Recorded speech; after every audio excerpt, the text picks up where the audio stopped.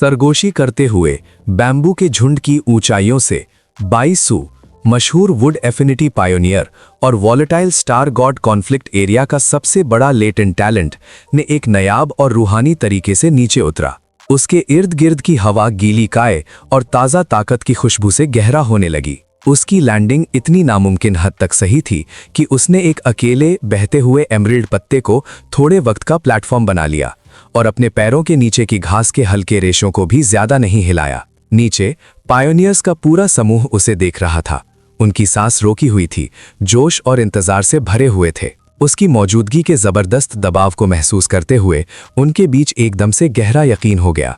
उसने अफसाने वाला जिंगांग स्टेज हासिल कर लिया था, जिसका मतलब था कि अब उनके खतरे में पड़े सेक्टर के पास सबसे ऊंचा अनटचेबल इख्तियार था। फिर भी फैंग ई ने इस आगमन को एक ठंडी, गहरी और बहुत क्रिटिकल नज़र से जांचा। उसकी अकेली आंख से एक तेज परेशान करने वाली लाल रोशनी निकल रही थी। रोशनी जमा किए गए रूहानी तत्व को ऐसे काट रही थी जैसे रेशम को रेजर काटता है। उसने जल्दी समझ लिया, एक ऐसे यकीन के साथ जो सिर्फ देखने वाली जान से आगे निकल गया, कि उस शख्स का स्पिरिचुअल रेजर्वायर हालांकि बहुत बड़ा और पोटेंट था, वो उस पूरी हासिल की गई पावर लेवल के बराबर नहीं था जो उसके उम्मीदवार साथी मान रहे थे। उस ऑरा की पूर्णता में एक जरूरी हिस्सा गायब था। नर्म उपजाऊ मिट्टी पर उतरते ही बाईसू ने गहरी सांस ली, उस सेक्टर की जानी पहचानी हवा को महसूस किया और तुरंत एल्डर वू और जियालान को बताया कि उसका इंटेंसिव सेल्फ कल्टीवेशन पीरियड पूरा हो चुका है। उसकी निगाह, जो अब किनारों पर हल्की सी चटाक की आवाज करती हुई एज़्योर एनर्जी से चमक रही थी, उस इंतजार कर रही भीड़ पर घूमी जब तक कि वो चुभती हुई फैंग ई पर नहीं ठहर गई। जिसके बाद उसने तेज सवाल किया कि इतनी गुस्ताख बेपरवाही से खड़े इस अनजान शख्स की आइडेंटिटी क्या है। एल्डर वू ने फौरन बाईसू को सेक्टर का टॉप परफॉर्मर बताकर इंट्रोड्यूस किया, एक प्रोडिजी जो हाल ही में इस क्रिटिकल एडवांसमेंट को पाने के लिए अकेले साधना में था। उनकी कलेक्टिव सलामी को एक नपातुला इशारा देकर स्वीकार करते हुए बाईसू ने फौरन फैली हुई धारणा को सुधारा। वो सिर्फ हाफ स्टेप जिंगांग प्लेटू पर था और उसने अभी तक पूरी सच्ची ब्रेक थ्रू हासिल नहीं की थी। हालांकि वो किसी भी दूसरे पायनियर से ज्यादा करीब था। खुद पर यकीन और लगभग प्रेडेटरी ग्रिन के साथ फैंग ई ने खुद को ताइताई सिटी का सीलिंग ऑपरेटिव और कमांडर घोषित किया। बाईसू से निकलते हुए वर्डेंट एसेंस, एक ऑरा जो धरती जितना ही घना और गहरा महसूस हो रहा था, को देखते हुए उसने महसूस किया कि ये खास वुड पावर बिल्कुल प्रिस्टीन और अग्रीएबल थी, जो उसकी मुलाकात में आए दूसरे प्रैक्टिशनर्स की अक्सर केओटिक या अग्रेसिव एनर्जी से बिल्कुल अलग थी। उनकी अपनी ताकतों की पूरी प्योरिटी में इस समानता ने फैंग ई को अंदर ही अंदर पक्का करने दिया कि असल जिंगगांग डोमेन में सक्सेसफुली प्रवेश करना कितना मुश्किल और दर्दनाक है।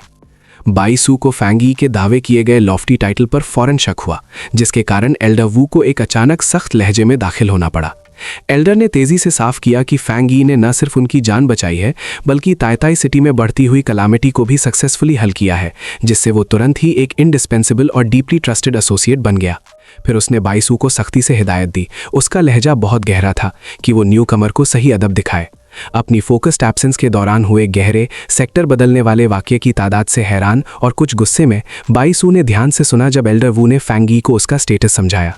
एल्डर ने बताया कि बाईसू एक सिंगुलरली गिफ्टेड इंडिविजुअल है, जिसे अर्ली स्पिरिचुअल अवेकनिंग मिली और उसने नेशन के प्रीमियर कल्टिवेशन रिसोर्सेज से फायदा उठाया, जिसने उसकी डेवलपमेंटल स्पीड को फैंग ई की कुदरती पेस को टक्कर देने, शायद उससे सरपास करने की भी इजाज़त दी। ये इंटेंस आइसोलेटेड हिस्ट्री ही उसके अलग थलग रहने की असल वजह थी, और इसका नतीजा ये हुआ कि वो एक्सटर्नल अफेयर्स और हाल ही के केओस से नावाकिफ था। एल्डर वू ने नई रियलिटी के ग्रेव सर्कमस्टांसेस को आगे बताया। उसने वियरी सर्टेनिटी के साथ दावा किया कि इंसानों की सेल्फ कल्टिवेशन कॉस्मॉस के नेचुरल बैलेंस के उल्टा चलता है। नतीजा ये होता है कि उनकी एवोल्यूशनरी पेस उन एडवर्सरीज के मुकाबले धीमी हो जाती है जिनका वो सामना करते हैं।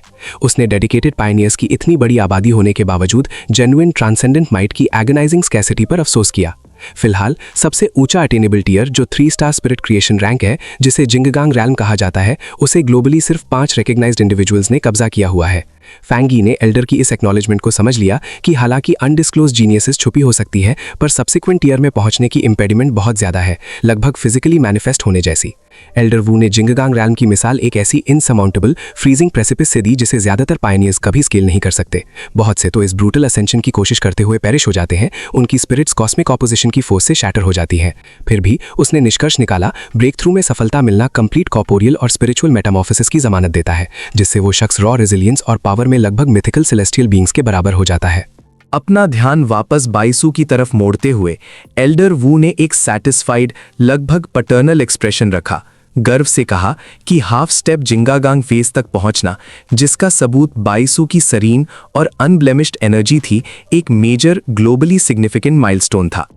फैंग यी ने बस अपनी खामोशी बनाए रखी, उसकी क्रिम्सन आई अनवेवरिंग उस डायनामिक एक्सचेंज में सटल शिफ्ट्स पर मॉनिटरिंग कर रही थी। बिना किसी चेतावनी के बाईसू ने फैंग यी की तरफ 3 डेलिबरेट स्टेप्स बढ़ाए, उसे एक इंटेंस, डिमांडिंग गेज से घूरा। उसने कन्फेस किया कि उसके आइसोलेशन के लेंदी पीरियड के दौरान उन शील्डेड केव नेटवर्क्स के अंदर उसने फैंग यी की हाल ही की एडवांसमेंट से जनरेटेड तेज शॉक वेव को महसूस किया था। उसने क्लेम किया कि इस मॉन्यूमेंटल एनर्जी सर्ज ने मोमेंटरली इर्द गिर्द के एनर्जी फील्ड को डिस्टेबलाइज कर दिया था, जिससे उसके लिए अपना करंट स्टेज पाना आसान हो गया। रॉ पावर में बने इस अनएक्सपेक्टेड लिंकेज ने उसे तुरंत फैंग यी के खिलाफ अपनी कॉम्बैट प्रोवेस एसेस करने के लिए कीन कर दिया। दोनों जबरदस्त कल्टीवेटर्स एक दूसरे के सामने खड़े हो गए। हवा बढ़ती हुई ताकत से आवाज कर रही थी और उन्होंने एक साथ अपनी रूहानी एसेंसेस रिलीज कर दी। फैंग यी फौरन चमकते हुए सुनहरी आग की एक तड़पती हुई सांप जैसी शक्ल से घिर गया, जो बहुत ज्यादा गर्मी से धड़क रही थी, जबकि बाईसू ने इसी साइज का एक सांप जैसा जानवर जाहिर किया, जो नर्म लहरों वाली हरी फितरी एनर्जी से बना हुआ था। बाईसू ने उन दोनों शक्लों सूरत को देखा और गौर किया कि उनके एलिमेंटल फर्क, आग और लकड़ी के बावजूद उसने उनकी असली बुनियादी ताकतों के बीच एक गहरा अहम रिश्ता महसूस किया। फैंग यी ने जोरदार भरोसेमंद हंसी से जवाब दिया। उसकी शक्ल तेज सुनहरी ताकत और गर्मी निकल रही थी जब उसने फौरन इस अचानक डुएल के लिए हामी भर दी। कंट्रोल की जरूरत को पहचानते हुए एल्डर वू ने फौरन फैसला सुनाने वाले का किरदार संभाल लिया। उसने हुक्म दिया कि सब देखने वाले तेजी से एक महफूज दूर पेरीमीटर तक पीछे हट जाएं और लड़ने वालों को खबरदार किया कि वो खुद को या फितरी माहौल को नाकाबिले तलाफी हमेशा के लिए नुकसान पहुंचाने से पहले अपना हमला रोक दें। फैंग यी और बाईसू ने एक दूसरे पर अपनी निगाह जमा ली। उनकी जलाती हुई नजरें छिपी हुई ताकत से भरी हुई थीं जब वो अपनी शुरुआती जांचने वाली चाल चलने के लिए तैयार हुए। उनकी टकराती हुई शुरुआती एनर्जीज का अगला असर फौरन और तबाहकुन था, जिसके नतीजे में एक बहुत बड़ा धमाका हुआ, जिसने आसपास के जंगल को बर्बाद कर दिया और टूटी हुई लकड़ी और उखड़ी हुई मिट्टी की एक शॉकवेव देखने वालों के पेरीमीटर पर फैल गई। संग युए पूरी तरह हैरत से हाँफ उठी। उसका हाथ खुद ब खुद उसके मुंह पर चला गया, इन दो जबरदस्त शख्सों के बीच हो रहे मुकाबले से मुतासिर, जबकि जियालान खामोशी से ध्यान से नजर रखे हुए थी। उसके चेहरे पर हल्की सी चिंता थी।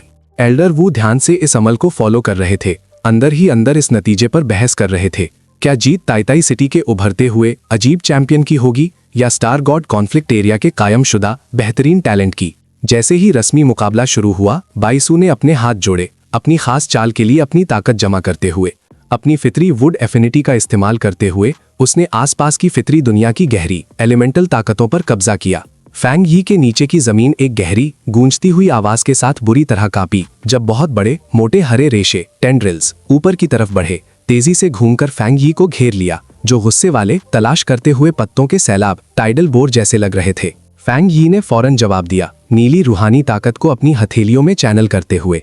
उसके हाथों के इर्द गिर्द की हवा तेज और ठंडी हो गई। हैरत अंगेज तेजी से हरकत करते हुए उसने पकड़ने वाली बेलों के हंगामे को पार किया, उन्हें ठीक साफ एनर्जी डिस्चार्जेस का इस्तेमाल करके टुकड़ों में काट दिया। उसने दिमागी तौर पर गौर किया कि बाईसू पूरे जंगल को उसके खिलाफ हथियार बनाने की सलाहियत रखता है, जिसकी वजह से आम बचाव इवेजन मुश्किल हो जाता है। मजीद नए पौधे अंधेरे छायादार इलाकों से निकले, फैंग यी के पैरों को फंसाने की कोशिश करते हुए, लेकिन वो सिर्फ मुस्कुराया, जोर से ऐलान करते हुए कि इतनी ज्यादा लकड़ी उसके लिए बेहतरीन फ्यूल है। उसने अपनी भारी तलवार जाहिर की, साथ ही साथ चमकती जलन पैदा करने वाली आग ने उसके हथियार वाले बाजू को घेर लिया। एक जबरदस्त ताकतवर घूमता हुआ वार करते हुए उसने एक अजीम आग का स्लैश रिलीज किया, जिसने बड़े बुनियादी जड़ों को चीर दिया, ये उम्मीद करते हुए कि नतीजे में आग बाकी के पूरे हिस्से को फौरन जला देगी। लेकिन कटी हुई बेलों से फौरन एक परेशान करने वाली गहरी हरी रोशनी निकलने लगी। चोट को फौरन ठीक करते हुए आग को फैलने या पकड़ बनाने का कोई मौका मिलने से पहले फैंग यी का रवैया सख्त हो गया।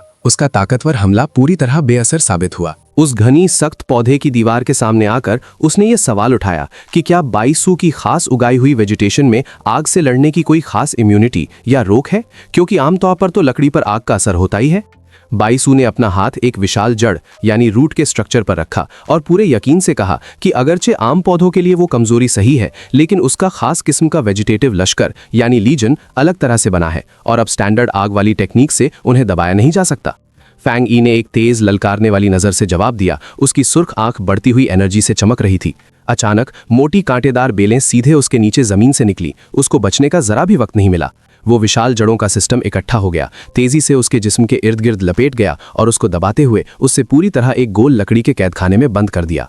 जब फैंग ई रुक गया था, बाईसू बाहर पूरे सुकून से खड़ा रहा। उसने अपने दुश्मन से इस ना टलने वाली टेक्निक के बारे में उसकी राय पूछी और आमतौर पर कहा कि अगर वो सच में जानलेवा दुश्मन होते तो ये कैद बिल्कुल खतरनाक और जानलेवा होती। बेलों की उस अंधेरे गीली कैद के अंदर फैंगी ने अपना संतुलन बनाए रखा। उसकी सुर्ख नज़र उस मसले का जायजा ले रही थी। जब उसने जानबूझकर कैद की अंदरूनी दीवार को छुआ तो उसके हाथ से जांचने वाली एनर्जी निकली। उसने लकड़ी की एनर्जी की बेहतरीन शुद्धता महसूस की, लेकिन साथ ही उसकी खुली हुई जिल्द पर एक तेज जंग लगाने वाला जहर महसूस किया, जिससे जलन होने लगी। बाहर से इस जरूरी रिएक्शन को यकीन के साथ देखते हुए बाईसू ने फैंग ई को उस वॉलेटाइल यानी भयानक लकड़ी से ज्यादा देर तक फिजिकल कांटेक्ट न करने की होशियार किया, ये समझाते हुए कि उस बड़े पौधे में पैदाइशी जहर है जिसकी ताकत उसकी हाल ही में डाली गई स्पिरिचुअल पावर से बहुत ज्यादा बढ़ा दी गई थी।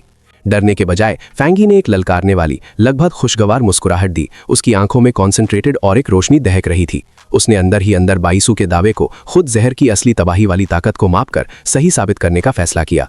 अचानक उस घिरे हुए लकड़ी के गोले की दरारों से आंखें चुंधियाने वाली रोशनी का एक झटका जोर से फूट पड़ा।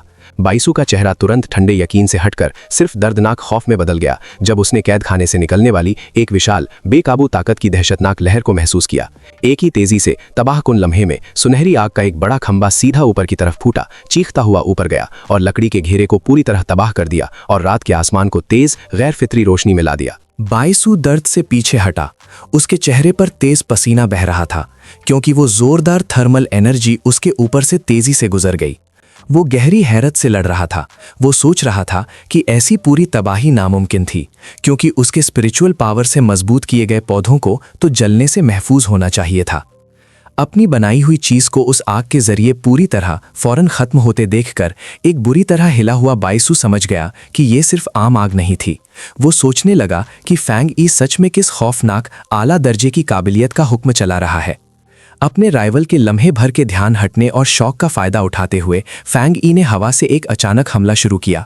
उसकी आवाज गूंज रही थी जब उसने ध्यान हटने की जानलेवा चूक का ऐलान किया। बाईसू का रिएक्शन तुरंत हुआ, लेकिन मुश्किल से ही काफी था। घबराहट में उसकी आंखें खुल गईं जब उसने हरे जोश यानी वाइटैलिटी का एक तेज झटका लगाया। वो मुश्किल से ही कॉन्सेंट्रेटेड आग की नीचे आती हुई तलवार से बचा। जमीन पर आते ही बाईसू साफ तौर पर परेशान था। उसकी सांस फूल रही थी। वो पूरी कोशिश कर रहा था कि ये कैसे समझे कि फैंग ई, जिसके पास सिर्फ 3 स्टार स्पिरिट क्रिएशन रैंक थी, ऐसी काबिलियत दिखा रहा था जो उसकी अपनी होशियारी से बढ़ाई हुई ताकत के बराबर या उससे भी आगे निकल गई थी। फैंग ई जालिम ताकत से जली हुई जमीन पर गिरा। उस टक्कर से काली राख और धूल का एक पतला पर्दा उड़ा जिसका जायका जुबान पर तुरंत मेटालिक लगा। वो फौरन उस बड़ी आग के बाकी हिस्सों से निकलने वाली दम घोटने वाली तेज गर्मी से घिर गया। बाईसू उस तबाहशुदा धुआं निकलते हुए राने का जायजा लेते हुए जो उसका हरा भरा ठिकाना हुआ करता था, आखिरकार फैंग ई की बड़ी रणनीति की गहराई समझ गया। ये अचानक हुई तबाही कोलैटरल डैमेज नहीं थी, ये बहुत होशियारी से की गई प्लानिंग थी। उसने महसूस किया कि फैंग ई ने उसकी जंगल के बेहिसाब जोश को दोबारा इस्तेमाल करने की जरूरी कोशिश को पहले ही भांप लिया था और भागने का ये वीरान जला हुआ रास्ता पूरी होशियारी से पहले ही तैयार किया गया था, जिसने उसकी कुदरती बढ़त यानी एडवांटेज को खत्म कर दिया। इस बड़े गैर जरूरी विनाश का सामना करते हुए बाईसू की आवाज इल्जाम से भरी हुई थी। उसने फैंग ई पर सिर्फ अपनी बुनियादी बढ़त को खत्म करने के लिए पूरे जंगल को जानबूझकर तबाह करने का इल्जाम लगाया। फैंग ई के होठों पर एक धीमी पुरितमिनान मुस्कुराहट फैल गई जिसमें शरारत भरा यकीन था। उसने इस जानबूझकर किए गए काम को थोड़ा भी अफसोस किए बगैर मान लिया। उसने इस बेदार पहले से किए गए हमले की वजह बताई, ये समझाते हुए कि बाईसू की सच में खतरनाक काबिलियत और शोहरत की वजह से वो कई कदम आगे सोचने और अपने मुकाबलेबाज के बचाव के रास्तों को सर्जिकली ब्लॉक करने पर मजबूर था। ऐसा ना करने पर फांगी ने ठंडे तरीके से समझाया, बाईसू को जंगल की असली जान से निकली हुई एक ऐसी एनर्जी का जरिया मिल जाता जो कभी खत्म ना हो और उसे हराना बहुत मुश्किल, शायद नामुमकिन भी हो जाता। बाईसू ने जबरदस्ती अपनी नजर हटा ली। वो फांग ई की आंखों में मौजूद उस ठंडी कैलकुलेशन का सामना नहीं कर पाया। उसका पूरा जिस्म कांप रहा था, ना सिर्फ अंदर ही अंदर जलने वाले गुस्से से, बल्कि एक जीनियस होने के बावजूद अपने ही चुने हुए इलाके में चालाकी से हराए जाने और फंसने की गहरी जिल्लत से। उसने चुपके से हार के ख्याल से नफरत की। हाफ स्टेप जिंगांग लेवल पर एक पायनियर यहाँ हार कैसे मान सकता है? उसका चेहरा, जो गुस्से से बिगड़ चुका था, फौरन एक तेज जुनूनी पुख्ता इरादे में बदल गया। सरेंडर के ख्याल को रद्द करते हुए उसने अंदर ही अंदर कहा कि नाकामी सिर्फ नामुमकिन थी। बर्बाद मंजर पर गूंजते हुए पागलपना, लगभग हिस्टेरिकल हंसी के एक तेज अचानक झटके के साथ बाईसू ने फांग ई को ललकारा कि वो उसके आने वाले हमले को झेल कर दिखाए। उसने जवाब का इंतजार नहीं किया, उसके बजाय उसने अपने हाथ जोर से टूटी हुई जली हुई मिट्टी में घुसा दिए। कान फाड़ देने वाली रगड़ने की आवाज के बाद विशाल खबरदार जड़ स्ट्रक्चर्स की तबाही वाली फूट हुई, जिसने बाकी बची जमीन को बुरी तरह तोड़ दिया और चट्टान में चीर डाल दिए।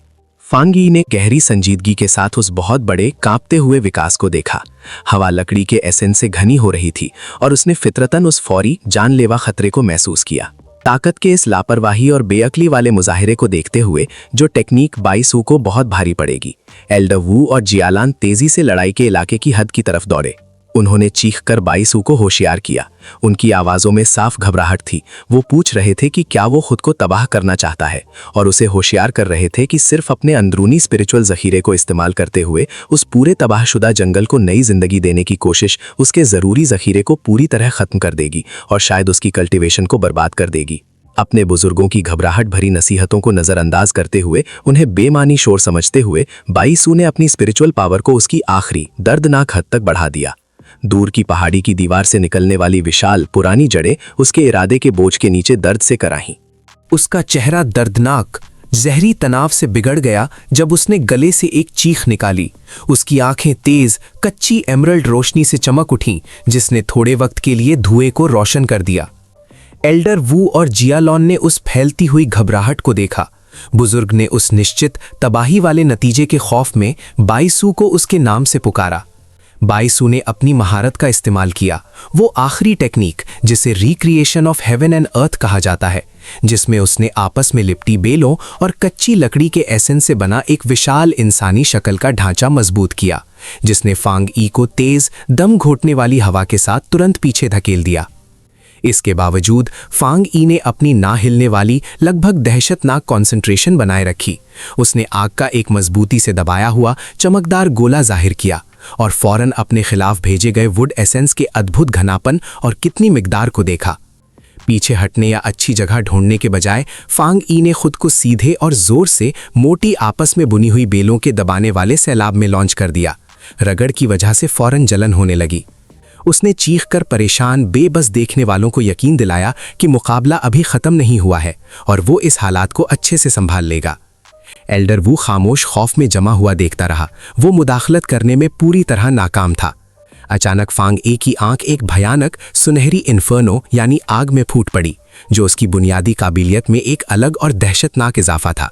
उसने कॉन्सेंट्रेटेड आग की लगातार जला देने वाली छापों से उस घनी दबाई हुई वेजिटेशन को काटना शुरू कर दिया। खुद को काफी ऊपर पोजीशन करते हुए इर्द गिर्द की गर्मी से एनर्जी खींचते हुए फांग ई ने सिर्फ फोकस्ड पिघली हुई एनर्जी से बनी एक सच में विशाल तलवार बनाई। बाईसू ने ऊपर देखा। उसके चेहरे पर मायूसी भरा झटका था। वो फौरन समझ गया कि वो इस जरूरी हवाई हमले के सामने पूरी तरह कमजोर है। फांग ई ने उस विशाल चमकदार हथियार को तबाहकुन जोर से काटने के लिए नीचे की तरफ उतार दिया। बाईसू ने मुश्किल से ही बचने की एक मायूस कोशिश की और वो विशाल तलवार उसके ठीक पीछे उस वेजिटेटिव ढांचे को चीरते हुए निकल गई। अपने पीछे चमकदार सफ़ेद गर्मी का एक निशान छोड़ गई। लंबी लड़ाई की जिस्म को तकलीफ देने वाली मांग और अपने जखीरे का लापरवाही से खर्च आखिरकार बाईसू पर असर करने लगा। अपनी काबिलियतों को उनकी काम करने की हद से बहुत आगे ढकेल चुका था। उसने अपने मुंह पर हाथ रखा और जोर से जली हुई जमीन पर काले खून का एक गुश उगल दिया। बुरी तरह जख्मी होने और साफ तौर पर मुश्किल में होने के बावजूद उसने हार मानने से इनकार कर दिया। अपनी आंखों में एक बेचैन जंगली गुस्सा लिए हुए उसने एक बार फिर अपने हाथ जोड़े। दर्द के बावजूद चिल्लाया कि उसकी लड़ने की सलाहियत अभी बाकी है और वो नया पूरा जंगल फिर से बनाने को तैयार है, भले ही उसमें उसकी जान चली जाए। फैंग यी ने उस खून बहते बगावती आदमी को एक हल्के, लगभग बेजार मजाक उड़ाते हुए स्मर्क के साथ देखा, जिसमें नफरत साफ छलक रही थी। उसने सवाल किया कि क्या सच में यही बाईसू की मशहूर ताकत का आखिरी और पूरा मापदंड था। जवाब का इंतजार किए बिना वो तुरंत आगे बढ़ गया। डरावनी वेलोसिटी का इस्तेमाल करते हुए ऊपर उठा और एक अकेला फैसला कुन पंच मारा। उसकी मुट्ठी से खालिस सुनहरी हीट निकल रही थी। बाईसू ने फितरी तौर पर रिएक्ट किया। उसकी गहराई तक बैठी ट्रेनिंग थकान के बावजूद काम आई।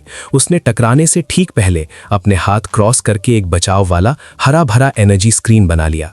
इस टक्कर का नतीजा तबाहकुन था, जिससे रोशनी और हिला देने वाली एनर्जी का एक बहुत बड़ा धमाका हुआ, जिसने जमीन की बुनियाद हिला दी और हीट एक महसूस होने वाली लहर की तरह फैल गई। सॉन्ग यू पल भर के लिए जमी रह गई। उसका दिमाग इस टक्कर की भीड़ और उस ला रुकने वाली शिद्दत से हैरान था जो मशहूर पायोनियर को इतनी दूर ढकेलने के लिए दरकार थी। फिर भी लिन यी जो आराम से पास खड़ी थी, सिर्फ पूरे गुस्सा दिलाने वाले एतमाद के साथ मुस्कुराई। अपने कज़न को तेजी से खत्म होते हुए धुएं और राख से नीचे गिरते हुए देखते हुए उसने अंदर ही अंदर देखा कि फैंग यी ने अभी तक अपने पूरे ज़ख़ीरे का इस्तेमाल नहीं किया था और ना ही अपनी दूसरी जानी पहचानी एलिमेंटल अफिनिटीज़ को पूरी तरह से डिप्लॉय किया था।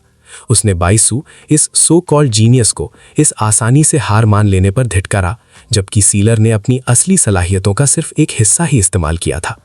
एल्डर वू और जियालॉन ने उस अफरा तफरी वाले मंजर को संजीदा, परेशान चेहरों के साथ देखा। एल्डर वू ने दुखी होकर कहा कि इस बहुत ज़्यादा जिस्मानी और रूहानी स्ट्रेस की वजह से आखिरकार बाईसू की मशहूर जहनी हालत टूट गई है, चुपके से मानते हुए कि चैलेंजर और सीलर के बीच का फासला सिर्फ हिम्मत से कम होने के लिए बहुत ज़्यादा था। जियालॉन ने, उसकी आवाज़ में तरस था, साफ किया कि बाईसू एक ना रुकने वाला कॉम्बैट एंथुजियास्ट था, जिसने इससे पहले कभी ऐसी मुकम्मल और पूरी तरह से लाजवाब हार का अनुभव नहीं किया था। ये मानते हुए कि लड़ाई पक्का खत्म हो चुकी थी, फैंग यी शांति से खड़ा रहा। बाईसू को थकान से धूल में घुटनों के बल गिरते हुए देखता रहा। अपने होठ के किनारे से ताज़ा खून टपकते हुए बाईसू ने चुपके से शुक्रिया का एक लफ्ज़ फुसफुसाया, मानो उस दर्दनाक ज़रूरी सबक को कबूल कर लिया हो। लेकिन वो लम्हे भर की खामोशी टूट गई जब बाईसू ने अचानक गरज कर ऐलान किया कि उसकी स्पिरिचुअल पावर अभी ख़त्म नहीं हुई है और उसके पास जारी रखने की ना टूटने वाली इच्छा शक्ति अभी भी है। उसके इर्द गिर्द सब्ज एनर्जी का एक चकाचौंध करने वाला सैलाब जोर से फूट पड़ा। ये उसकी आखिरी बगावती घोषणा थी कि वो हार नहीं मानेगा। फैंग ई वुड एनर्जी के बढ़ते तूफान के बीच पूरी तरह शांति से खड़ा था और उसने हल्की सी आहें भरी। ये आवाज़ बेसब्री को दर्शा रही थी। उसने निष्कर्ष निकाला कि अब मुकाबले को अंतिम रूप देने का वक्त आ गया था। बाईसू ने अपनी कम होती हुई एनर्जी को शिद्दत से मरकूज किया, अपने हाथों को सील्स की एक पेचीदा सीक्वेंस में बंद किया। उसने बचे हुए सारे ऑर्गेनिक लाइफ एसेंस को जवाब देने का हुक्म दिया और उसकी कई चमकदार हरी कॉपीज हवा में लटकती हुई पल भर के लिए ठोस दिखीं, एक पागलपन भरे लास्ट डिच असॉल्ट की तैयारी कर रही थीं। फैंग ई ने जहनी तौर पर इस नाउम्मीद हालात का जायजा लिया, ये मानते हुए कि बाईसू की मुस्तहकम, यकीन दिलाने वाली इल्यूजन्स बनाने की ऊंची सलाहियत कमज़ोर होने के बावजूद उसके प्रीमियर पायोनियर होने का दर्जा साबित करती थी और वो आसानी से सबसे मुश्किल दुश्मन था जिसका फैंग ई ने अब तक सामना किया था, खासकर ये देखते हुए कि इस पॉइंट तक पहुंचने में उसकी कितनी ज़्यादा इंटरनल एनर्जी खर्च हुई थी। फिर भी जब एमरल्ड अवतार्स एक साथ हमला करने के लिए नीचे झुके, उनकी बेचैनी साफ महसूस हो रही थी। फैंग ई ने अपनी पोजीशन नहीं छोड़ी। हैरत अंगेज फॉरन वेलोसिटी का इस्तेमाल करते हुए उसने आग की तेज जला देने वाली स्लैशेस का एक तूफान छोड़ दिया। रोशनी की उन तलवारों ने फॉरन एनर्जी क्लोन्स को बीच से काट दिया और उन्हें हरी धुएं की लकीरों में घुला दिया। आग फौरन तेज हो गई, एक भड़कते हुए खा जाने वाले इन्फर्नो में बदल गई, जिसने इल्यूजन्स के आखिरी निशानों को निगल लिया। बाईसू पल भर के लिए घबरा गया। इस अफरा तफरी में उसने अपने असल दुश्मन को पूरी तरह से खो दिया था और उसे तब देर से एहसास हुआ कि फैंग ई पहले ही उसके ठीक बगल में पोजीशन ले चुका था, बिना ध्यान दिए हमले के पैटर्न से फिसलकर। फैंग ई ने एक तेज आखिरी जवाबी हमला शुरू किया। वुड पायोनियर को पूरी तरह से अनजान पकड़ लिया और उसे अपनी रफ्तार वापस पाने का मौका नहीं मिला। बाईसू फौरन इमोबिलाइज हो गया, सुनहरी फायर के एक घूमते हुए दम घोटने वाले गायर के अंदर फंस गया। वो हैरानी से पैरालाइज्ड लग रहा था, अपने जिस्म को हिलने या भागने का ख्याल भी पैदा करने में नाकाम। अचानक की मेहनत से खूब पसीना बहाते हुए और अब कच्ची ताकत के इस निरे नज़ारे से गहरी हैरत में डूबा, बाईसू ने अपनी निगाह उठाई, आखिरकार उनकी ताकतों में मौजूद असली खौफनाक फर्क को समझते हुए। फैंग यी सुनहरी फायर और जमी हुई एनर्जी से बने एक विशाल, दहाड़ने वाले ड्रैगन हेड के ऊपर हावी खड़ा था। उसकी ब्लेड अभी भी बहुत बड़ी थी, ठीक बाईसू के गले पर निशाना था। उसने शांति से पूछा, उसकी आवाज ड्रैगन की दहाड़ को काट रही थी, कि क्या अब ये थका देने वाला मुकाबला आखिरकार खत्म हो सकता है? एल्डर वू ने इस लाजवाब आखिरी नज़ारे को देखा, ये पहचानते हुए कि बाईसू की हार पूरी तरह से यकीनी और पलट ना सकने वाली थी। वो सिर्फ सीलर की लगातार ज़ाहिरी तौर पर बेइंतहा सलाहियत पर गहरी हैरत जाहिर कर सकते थे कि वो कितनी सरप्राइज और बढ़ती हुई पावर पैदा कर सकता है।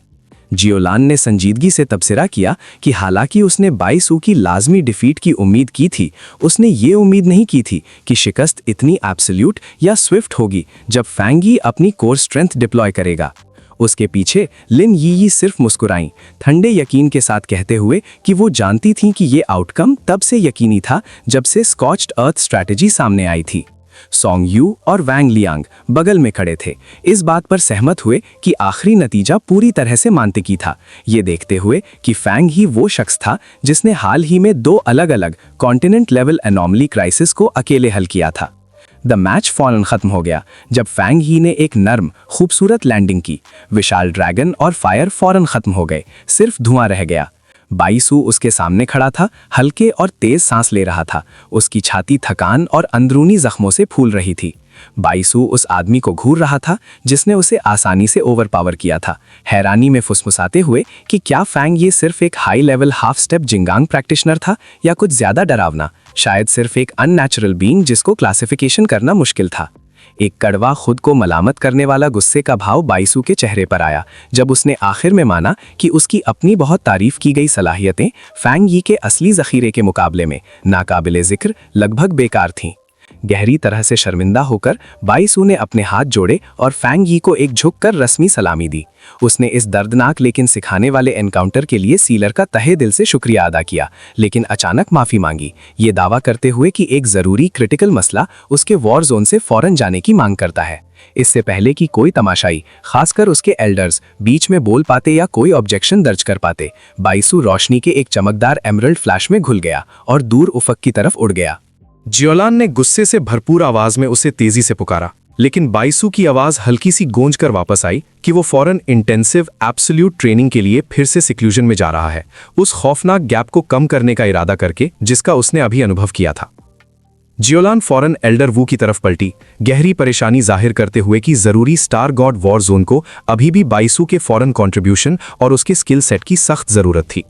लेकिन एल्डर वू ने इस हालत को नापी हुई हमदर्दी के साथ देखा, शांति से कहते हुए कि यह पहली बार हुआ था कि इतना मशहूर गुरूर वाला प्रोडिजी इतनी मुकम्मल बेशक शर्मिंदगी उठाए, और इसीलिए उन्हें उसकी मुस्तकबिल की कल्टीवेशन की खातिर उसकी अर्जेंट रवानगी की इजाजत दे देनी चाहिए। फिर एल्डर वू ने अपना पूरा ध्यान फैंग ही की तरफ मोड़ दिया, जो अपने फैलाए हुए हाथ की हथेली से फायर एनर्जी के आखिरी टुकड़ों को शांति से खत्म कर रहा था। बुजुर्ग उसके पास आए, उनका चेहरा संजीदा हो गया और उन्होंने एक गंभीर प्रस्ताव पेश किया। उन्होंने फैंग ही से कहा कि वो स्टार गॉड वॉर जोन के कमांड स्ट्रक्चर में मुस्तकिल तौर पर रहने पर संजीदगी से गौर करें, ये सुझाव देते हुए कि वो ताई ताई सिटी की अपनी जरूरी कैप्टनसी बरकरार रखते हुए उनके साथ एक की ऑपरेशनल रोल निभा सकता है। एक संजीदा भारी रवैये के साथ एल्डर वू ने अपना बुनियादी आखिरी इरादा जाहिर किया। वो चाहते थे कि फैंग ही उनका चुना हुआ लंबे वक्त का जाननशीन बन जाए और पूरे इलाकाई ऑपरेशन को संभाल ले। ये अचानक बहुत बड़ा ऑफर फैंग ही को जाहिरी तौर पर हिला गया, जिससे वो पल भर के लिए रुक गया। एल्डर वू ने आगे बढ़ते हुए शांति से तफसील बताई कि स्टार गॉड वॉर जोन पूरे विशाल शिया नेशन में कल्टीवेशन और स्ट्रेटेजिक रिसोर्सेज का दूसरा सबसे अच्छा पूल कंट्रोल करता है। उसने कौमी इख्तियार के मरकज शेन सिटी, मुल्क के सबसे बड़े सियासी तौर पर सबसे ज्यादा चार्ज मेट्रोपोलिस का जिक्र करना शुरू किया। उसने साफ किया कि शेन सिटी में असली तहकीकुन असर रखने वाले शख्सियत इलाके के सबसे आला पायनियर थे, वो मास्टर्स जिनके पास टोटल अथॉरिटी था। उसने वादा किया कि अगर फैंग ही इस बेटी पोजीशन को कबूल करता है तो उसे आखिरकार इस एलिवेटेड सोशल और पॉलिटिकल स्ट्रैटम में पेश किया जाएगा और इंटीग्रेट किया जाएगा, जिससे उसकी बुलंदी तक पहुंचने की गारंटी मिलेगी। लेकिन फैंग ही ने अदब से लेकिन मजबूती से इस प्रोफाउंड इन्विटेशन को ठुकरा दिया। उसकी आंखें पल भर के लिए एक तेज फैसलाकुन सुर्ख रंग में चमकी। उसने एल्डर वू का इस इनक्रेडिबल ऑनर और उस पर दिखाए गए फेथ के लिए शुक्रिया अदा किया, सिर्फ इतना समझाते हुए कि उसके पास एडमिनिस्ट्रेटिव पावर के लिए ऐसे कोई लॉन्ग टर्म स्टैटिक प्लान्स नहीं थे। उसने खुलासा किया, उसकी आवाज शांत लेकिन मुस्तकिल थी, कि स्पिरिट एसोसिएशन के साथ उसका कनेक्शन सिर्फ प्रैग्मेटिक था। उसने साफ किया कि वो कोई फॉर्मल बाउंड मेंबर नहीं था। उसने कैप्टन का टाइटल सिर्फ एक जरूरी गवर्नेंट के तौर पर कबूल किया था, एक जरिया, और वो भी बहुत कारगर, अपने शहर फेंगलिंग की हिफाजत करने के लिए। उसने मजबूती से कहा, बगैर किसी माफी के एहसास के, कि उसकी किसी भी एक खास और मरकजी निजाम वाली ऑर्गेनाइजेशन से जुड़ने की कोई ख्वाहिश नहीं थी। ये इनकार सुनकर हवा थोड़ी सी ठंडी हो गई। सॉन्ग यू और वांग लियांग, जो इतने करीब खड़े थे कि उसके लहजे की पकड़ सुन सकें, वो फौरन हैरान हो गए। उन्होंने हैरत में एक दूसरे को देखा। उनके लिए यह समझना मुश्किल था, जो इस सिस्टम में पले थे, कि कोई इतनी आला पसंदीदा पेशकश से मिलने वाली कुव्वत और शान को अपनी मर्जी से कैसे ठुकरा सकता है। एल्डर वू ने फैंग यी के फैसले को तजुर्बेकार सुकून से कबूल किया। उनके होठों पर हल्की समझदारी वाली मुस्कुराहट थी। वो फौरन समझ गए कि सबसे खतरनाक और सच्चे हुनरमंद पायोनियर्स आमतौर पर एक बेइंतहा आज़ाद रूह रखते हैं, जो फितरतन ऑर्गेनाइजेशन के हुक्मों और सरकारी जंजीरों से बंधे रहना पसंद नहीं करते। इस मसले पर ज्यादा जोर डालने के बजाय, जिससे सिर्फ रंजिश पैदा होती, एल्डर वू ने चालाकी से एक गैर लिखी अनरिटन स्ट्रेटेजिक दोस्ती का बंधन सुझाया। उसने फैंग यी को यकीन दिलाया, उसकी गहरी आंखों में देखते हुए, कि मेंबरशिप की रस्मी मोहर के बगैर भी उसके पास कोई भी जरूरी दरख्वास्त या मदद की पुकार करने का पूरा बेरुकावत हक रहेगा। इस तरह उनके और रियासत के बीच जरूरी आपस की सपोर्ट का एक लचीला सिस्टम कायम हो जाएगा। फैंग यी ने तस्लीम करते हुए सर हिलाया। फिर उसने ऐलान किया कि वो और जियालान जंगल के गहरे सुकून में डूबे रहने का प्लान बना रहे हैं, अपनी सख्त जाती तरक्की और प्रैक्टिस जारी रखने के इरादे से। अचानक रोशनी की क्वालिटी बुरी तरह बदल गई। ऊपर आसमान खतरनाक हद तक काला हो गया, क्योंकि बड़े तूफानी बादल तेजी से इकट्ठा होने लगे, दोपहर के सूरज को ढकते हुए। एल्डर वू ने फितरतन ऊपर देखा, सर पीछे झुकाते हुए। उन्होंने भारी थर्राती हुई हवा महसूस की, ध्यान दिया कि जंगल कच्ची एलिमेंटल पावर से भरा हुआ था, जो हाल ही में हुए बड़े डुअल का सीधा नतीजा था, और उन्होंने एक शिद्दीद आने वाले तूफान की जोरदार आमद को महसूस किया। उन्होंने महसूस किया कि लड़ाई की शिद्दत ने फितरी फिजाई एनर्जी को शिद्दत से हिला दिया था, जिसकी वजह से ऊपर घूम रहे छुपे हुए थंडर एट्रीब्यूट को कई गुना ज्यादा ताकत मिल गई थी। फिर उन्हें वो डुअल साफ तौर पर याद आया। फैंग यी ने होश में मंसूबाबंद तरीके से अपनी जबरदस्त लाइटनिंग पावर इस्तेमाल करने से गुरेज किया था, सिर्फ मरकूज आग और तेज काइनेटिक फोर्स का इस्तेमाल किया था। एक गहरा एहसास हुआ, जिसके चलते एल्डर वू ने अपना सर पीछे किया और खालिस तारीफ में एक गूंजने वाली भारी हंसी छोड़ी। उन्होंने फैंग यी की गैर मामूली दूरंदेशी और सलाहियत की तारीफ की। फौरन उन्होंने आसपास मौजूद सभी को हुक्म दिया कि वो जल्द से जल्द जंगल खाली कर दें और पूरा ट्रेनिंग एरिया फैंग यी के लिए छोड़ दें, ये यकीनी बनाते हुए कि कोई भी गलती से उसके आने वाले कल्टीवेशन में दखल न दे। जब वो इस जवान पायोनीर को उसकी तन्हाई के लिए तैयार होते हुए देख रहे थे, एल्डर वू ने सोचा कि साई नेशन के अंदर फैंग यी की काबिलियत और यकीन के एक नुमाया लीडिंग पायोनीर की मुसलसल मजबूत मौजूदगी शायद उनके वतन के महफूज मुस्तकबिल के लिए सबसे बड़ी नेमत थी। फैंग यी ने ऊपर की तरफ एक हल्की समझदार मुस्कुराहट दी। फौरन समझ गया कि एल्डर वू ने सख्त हरारकी को ठुकराने की उसकी असल वजह पूरी तरह जान ली थी। एक शिकारी परिंदे की तेज नफासत के साथ वो पुख्तगी से आसमान की तरफ उछला, सबसे ऊंची कैनपी से ऊपर चला गया। उसने अंदर ही अंदर सोचा कि स्टार गॉड वॉर जोन का विशाल पावर स्ट्रक्चर आखिर में उस पर कोई खास दबाव नहीं डाल पाएगा, ठीक इसलिए क्योंकि उसकी ताकत जरूरत से ज्यादा और नाकाबिले इनकार थी। कुव्वत की इस महज अजमत ने उसको आज़ादी की आखिरी शक्ल अता की। उसकी आंखें एक शदीद चमकदार कोबाल्ट इलेक्ट्रिसिटी से झिलमिलाने लगीं जब उसने फिजाई बेचैनी बिल्डअप को देखा। ओजोन की खुशबू हवा में पहले ही तेज थी। जमीन से ऊंचा तार सस्पेंडेड तैरते हुए बिल्कुल उस काले मिलाप के पॉइंट पर फैंग यी ने आने वाले लाइटनिंग स्टॉर्म के गुस्से भरे इलेक्ट्रिकल चार्ज का खैर मकदम किया। बगैर किसी हिचकिचाहट के उसने अपनी गहरी डिवाइन थंडर टेक्निक को एक्टिवेट किया, होश में अपने पूरे जिस्म को हिफाजती इलेक्ट्रिक करंट के एक फैलते हुए गूंजते जाल में लपेट लिया। इस तरह उसने बनाए हुए तूफान के बीच कठिन और अहम रिफाइनमेंट प्रोसेस शुरू कर दिया।